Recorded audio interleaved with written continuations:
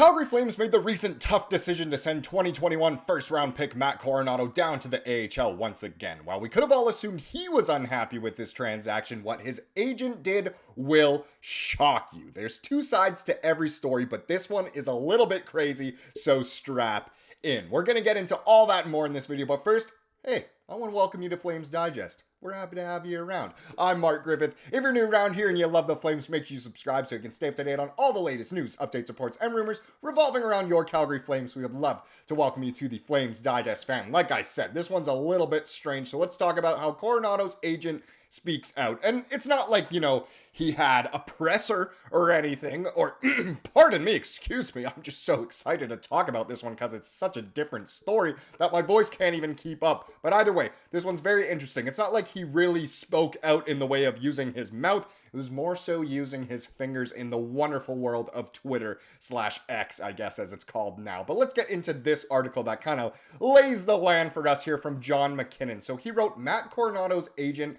shows his displeasure with the Calgary Flames' handling of top prospect. His handling of Sam Honsick? No, I'm kidding. I absolutely love Matt Coronato. I'm going to say that right here, right now. I was actually lucky enough to meet him at the Lazy Loaf and Kettle last season, before the season even began, and he's a great guy, but this is an interesting one here, and I don't know if it'll make you change your mind on how you see Coronato, because it isn't from him. Again, it's from his agent. But it'll be interesting to see what this means for the future of Coronato in Calgary. So let's dive in. Coronato, the Flames' first-round pick in 2021, was assigned to the AHL to enable the team to activate Yegor Sharangovich off of the injured reserve. Many were confused by the move as Coronato was coming off a 2-goal performance against the Chicago Blackhawks just over a week ago.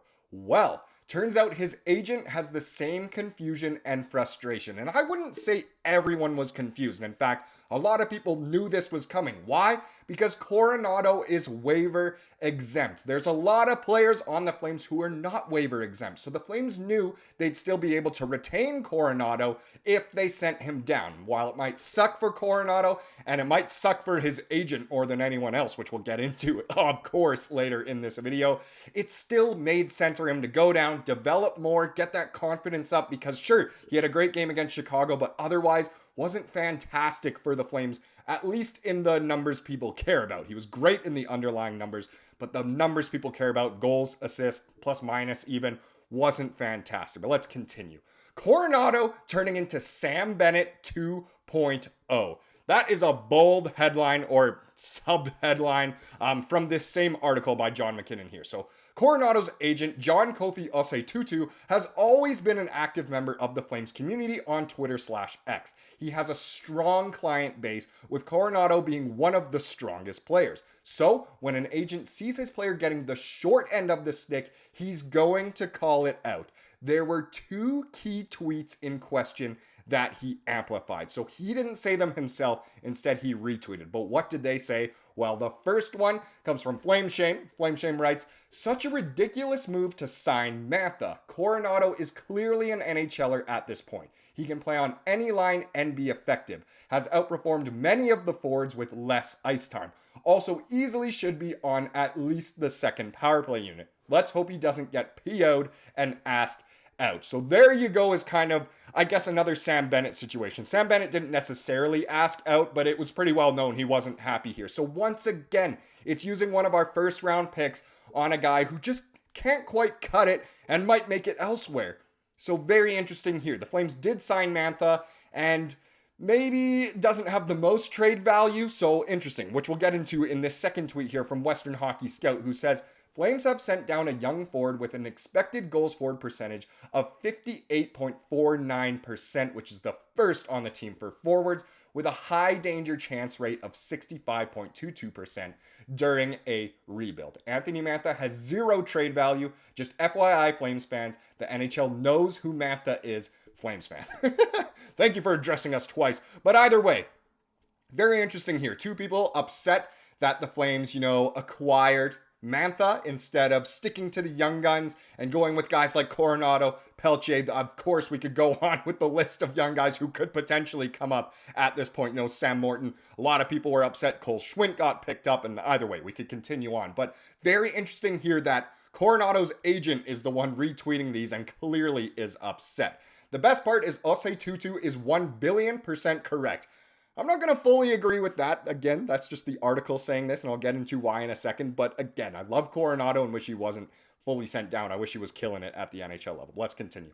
Among Flames forward, Matt Coronato was third in Corsi for percentage and first in expected goals for percentage, SCF percentage, and HDCF percentage. Do I know what all of those mean? Of course not, but it sounds cool. Coronato has shown he can be an effective scorer and player at the NHL level, but has not gotten a consistent enough opportunity to showcase that. 100% agree there.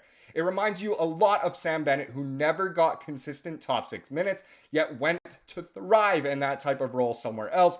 Of course, going on to win the cup, plays with another Flame, another former Flame, and we all know how that story ends. The Flames have some hard roster moves to make, but keeping players like Kevin Rooney, Adam Klapka, and Joel Hanley on the NHL roster is limiting their prospects' growth. Now, perhaps they need to see more immediately, like Martin Pospisil and Connor Zary, to warrant a long enough runway. An argument can be made that Coronato has already shown enough to justify that position. And again, it's a sticky situation for the Flames. Who do they give the roster spots to, the ice time to? Coronato has been given a chance, maybe not a good enough of a chance, but again, it's where the Flames are at in their rebuild. Do they want to have Coronato in now? Might hurt his numbers, might hurt his confidence.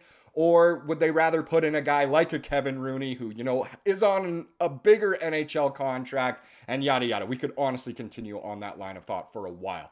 The worst part of all of this is Coronato is in a contract year. That is key, as his entry-level contract will be done at the end of this season. He also has a significant amount of his deal this year related to performance bonuses. All around, being sent down to the AHL does not benefit Coronato, his agent, or the team. That is a bold last sentence there. It definitely does not benefit the agent in a contract year where bonuses are involved. Obviously, the agent, who does genuinely seem like a good guy. No way am I saying he isn't a good guy. But of course, he wants his player to get playing time, to get probably a bigger contract once it's time for that. So of course, we understand his displeasure with the Flames, but it definitely benefits him the least, Coronato being sent down. So that explains all of it. Money talks. It's all about money. Coronato, sure, it doesn't benefit him in the way of getting NHL development, getting NHL numbers, and then probably getting a better contract, of course, but it really does help his game in a way he can be a leader on the Wranglers, get great numbers, and build up that confidence and develop the way a lot of prospects do. And then when it comes to the team, again, sticky situation with the rebuild. And we could dive into that in a whole other video. I know I'm getting too long already in this one, but it's just very interesting. But what we need to keep in mind is why Coronato got sent down. So with Matt Coronato down to the AHL, Flames are carrying 22 active players, one below the minimum, which of course they brought up Sharangovich. So if they wanted to activate one of Sharangovich or Hanzik, they have more than sufficient cap and roster space to do so. Obviously, they brought up Sharangovich, and then it becomes a question of, well, who are the Flames more down to develop with and go forward with as bigger parts of the plans for the future? Hanzik or Coronato? Let me know down below. I know this is tons of information. I'm going crazy about this, but Hanzik or Coronato, who would you rather have the Flames commit to if they had to choose between one of the two?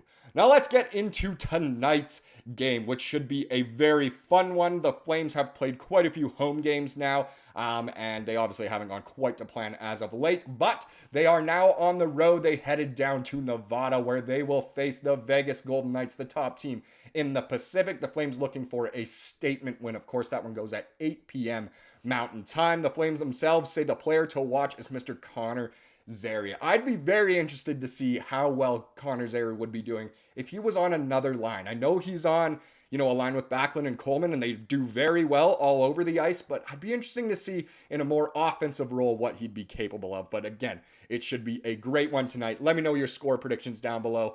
Vegas hasn't been as good of a defensive team as they have been in the past. Obviously, the Flames are kind of in the same boat. I'm going to say 5-4 Flames win tonight. Let's wrap this one up with the comment of the day, as we love to do here on the channel. And I just thought this was a good comment here from Rotor HD, and it involves nothing we've talked about in so long on the channel, but here we go. Anyone else enjoying seeing New Jersey experiencing the Markstrom effect? Wolf will be number one here sooner than later, and everyone, media, who raved about New Jersey obtaining Markstrom, just made me chuckle under my breath. Yes, they are experiencing the full Jacob Markstrom effect. Do we love Jacob Markstrom here in Calgary? Yes, of course. He had some great games, some great seasons, but he also had some not so great times, as a lot of goalies do. And honestly, New Jersey is experiencing that after so many people thought that the Devils fleeced the Flames in that trade. I don't know. Kevin Ball kind of on his way to GOAT status. Thank you so much for watching this video. Please subscribe like we saw here today, and have a wonderful rest of your day.